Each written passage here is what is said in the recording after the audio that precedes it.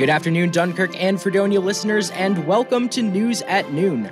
I am Fredonia Radio Systems News Director Cascio Fonseca here today with News Assistant Lee Pye, and in this top of the hour update, we'll bring you the latest on news and events around SUNY Fredonia's campus and community, as well as the latest in national news and weather. First up, we'll bring it to Lee for our latest campus news updates. Good afternoon, everyone. I'm Lee Pye with your campus news. SUNY Fredonia has yet another famous student to put in the books. Class of 82 Fredonia alumnus Dr. Jeffrey W. Kelly wins the 2023 Wolf Prize in Chemistry. Dr. Kelly shares the award with Dr. Sean He of the University of Chicago and Hiroaki Suga of the University of Tokyo. Dr. Kelly is honored for, according to Scripps in its release, for, quote, Kelly's research developing therapeutic strategies that amend misfolded proteins that toxically aggregate the body, a hallmark of many severe diseases, including Alzheimer's, end quote. The Wolf Prize is dedicated to scientists and artists who show great interest and create benefits for humanity, and the Fredonia alumnus did just that. As for upcoming events, the Fredonia College Symphony is producing a concert this Wednesday, March 8th from 8 to 10 p.m. at the King Concert Hall in the Rockefeller Building. The College Symphony Orchestra maintains its high standards for all of the players involved, exploring all periods of music. If you know someone in the symphony or simply enjoy orchestrated music, come down to Fredonia for a musical performance. Roses are red, violets are blue. Fredonia's literary magazine is waiting for you. The Trident is open for submissions for poetry, fiction, nonfiction stories, music, art, and anything else you can create. Submissions are closing this Wednesday, March 8th, so hurry to FredoniaTrident.com to check out the guidelines to submit your original works. That's all for me. I'm Lee Pye, and this was your campus news. Thanks, Lee. Next up, we'll have local news. And in local news for today, as we patiently await the warmer weather that spring promises and summer will hopefully deliver, there is world-class music to be heard in Fredonia's intimate jazz club, Jazz at Domus Fair. These events usually sell out as it is an intimate venue with a capacity of only about 60 people, and many seats are already held by fans who've been attending regularly over the past 4.5 years.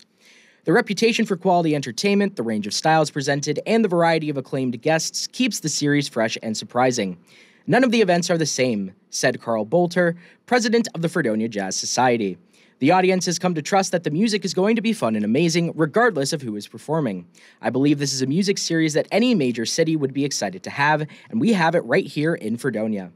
The series is held at the Domus Fair restaurant in Fredonia. 2 performances occur on each performance night, a 5:30 start time when many patrons also choose to have dinner, and an 8 p.m. show which attracts an audience ready for a night on the town. The restaurant has menus for food and drink available to order throughout the evening.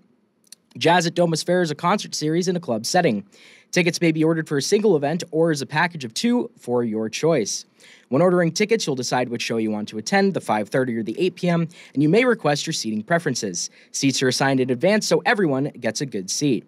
So far in the 2022-2023 season, Jazz at Domus Fair has featured New York City trumpeter Ingrid Jensen, a trio from Ithaca, the Nick Weiser Quartet, and singer Alex MacArthur with a quintet of first-tier Buffalo musicians. And all shows so far this season have sold out. And in national news today, a Norfolk Southern train derailment occurred Saturday evening in Springfield, Ohio, sending 28 cars sliding diagonally across the tracks but injuring no one, according to several state and local agencies. The crash marks the rail line's second major derailment in just over a month and comes amid lingering questions about environmental and public health in nearby East Palestine, where a train carrying toxic chemicals derailed on February 3rd. Officials stressed that the 212-car train that derailed this weekend was not carrying toxic materials and does not pose a threat to community.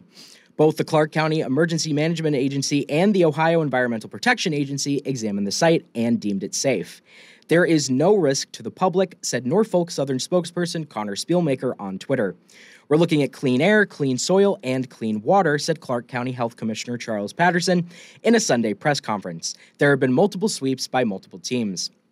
The train was traveling just outside Springfield city limits en route to Birmingham, Alabama, when 28 cars jumped the tracks around 4:45 p.m., according to Craig Barner, Norfolk Southern General Manager for the Northern region. Local authorities imposed a precautionary shelter-in-place order for residents within 1,000 feet of the derailment, which impacted 4 or 5 residential homes, said Springfield Fire Chief Dave Nagel. The order was lifted 10 hours later. Initial assessments of the scene were slowed by downed power lines, Nagel said, which left 1,500 residents without power in the county on Saturday. State Route 41 remained closed as of Monday morning, its asphalt cracked by the incident. 4 nearly empty tankers were among the derailed cars, carrying residual levels of diesel exhaust fluid and a water solution, said Springfield Hazmat Coordinator Matt Smith.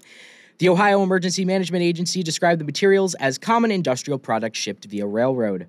Fire Chief Nagel said crews found dried liquid on the outside of a tanker, but assumed it was sludge that splashed up from the derailment itself. His team detected no leaks on the tanker. The cause of the crash is still unknown at this point. The National Transportation Safety Board said it would send investigators to the scene on Sunday. Norfolk Southern is still facing scrutiny for its role in the crash near East Palestine that spilled hundreds of thousands of pounds of toxic chemicals into a town with 4,700 residents. Some have since reported rashes and lingering foul smells, sparking calls for increased railroad safety and rail line accountability. The railroad sensors had failed to detect an overheated wheel bearing, which eventually gave out altogether, the NTSB said in its preliminary report on the crash. That's all for local news and national news. Finally, let's take it back to Lee for today's weather forecast. The Northern Chautauqua Weather Update, being brought to you by Fredonia Radio Systems. Thanks, Cascio. Again, I'm Lee Pye with your weather update. The weather today is 40 degrees Fahrenheit and cloudy. The high is 42 degrees and the low is 27 degrees. It feels like 34 degrees, so if you're planning on going out today, definitely bundle up. By 5 p.m. today, there will be a 30% chance of rain, and by 6 p.m. that precipitation will become 60%. Tonight, that rain will turn into snow and will continue to snow until about midnight. Stay warm. Back to you, Cascio. Thanks, Lee. That'll wrap it up for this Monday's edition of News at Noon.